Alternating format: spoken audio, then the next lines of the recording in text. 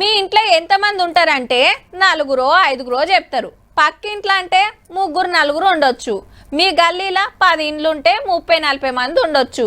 మరి కాలనీలా మీ ఊర్లా ఎంతమంది అంటే ఎన్ని గడపలు ఎంతమంది అని అందాజగా చెప్తారు. కానీ పూరాగా తెలవాలంటే కష్టమే. మరి మీ మండలం, జిల్లా, రాష్ట్రం, దేశం అంతటా లెక్క తేలాలంటే గల్లీలకొచ్చి లెక్క తీయాల్సిందే కదా. మరి ఇంటింటికి తిరుగుడు, నెంబర్లేసుడు, జనాభా లెక్కలు తీసుడు చాలా అయింది. మరి దేశం అంతటా అన్ని రాష్ట్రాల్లో తెలంగాణలో 33 జిల్లాలలో నడుస్తుంది.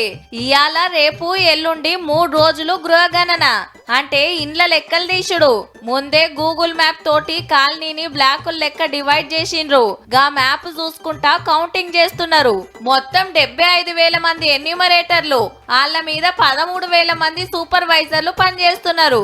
ఇండ్ల లెక్క తేలినాక ఎన్ని కుటుంబాలు ఉంటాయి, ఆ ఫ్యామిలీలో ఎంత మంది ఉంటారనే లెక్క తీస్తారట. ఫ్యామిలీకి 54 నెంబర్ ఇచ్చాను. ఇందులో ఒకటే ఫ్యామిలీ ఉంది కనుక 1 ఫ్యామిలీని మెన్షన్ చేశాను.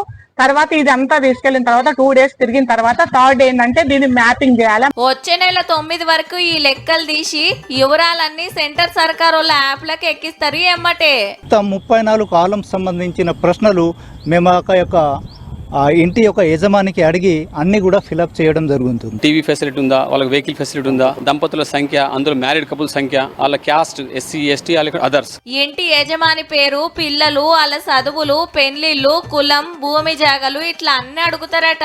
మేము ఆధార్ కార్డు గానీ పాన్ కార్డు గానీ ఏది కూడా మాకు సంబంధం లేదు. అయితే ముందే సెల్ఫ్ ఎన్యూమరేషన్ చేసుకున్నోళ్ళు వాళ్ళ ఫోన్ నెంబర్ చెప్తే ఆటోమేటిక్ గా వివరాలు వస్తాయి.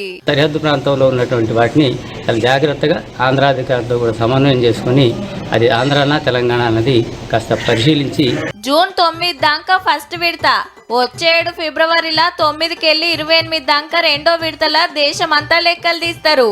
ఇప్పటికే 145 కోట్లు దాటిండ్రు. 2027లా అస్సలు లెక్క ఎంత తేలుతుందో మరి.